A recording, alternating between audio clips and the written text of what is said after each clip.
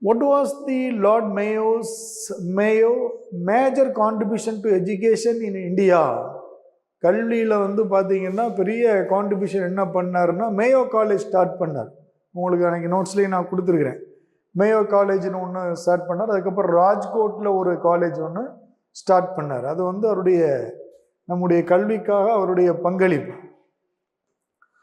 Hunter கல்விக் கொள்கை வந்து ரிப்பன் காலகட்டத்தில் வந்தது. பக்கத்தில் எழுதி வச்சுங்க. ஹண்டர் கல்விக் கொள்கை வந்து 1882 லார்ட் ரிப்பன். அப்புறம் உட்ஸ் கல்விக் கொள்கை வந்து 1854 லார்ட் டல்ஹௌசி. அலிகார் முஸ்லீம் பல்கலைக்கழகம் அப்படிங்கிறது வந்து பார்த்தீங்கன்னா 1875 அலிகார் எஜுகேஷனல் இன்ஸ்டியூஷன் அப்படின்னு சொல்லிட்டு சார் சையத் அகமது கான். இப்போ பார்ப்போம் நம்ம சோசியோ ரிலிஜியஸ் ரீஃபார்மில். அதான் பின்னாடி பல்கலைக்கழகமாக மாறுது.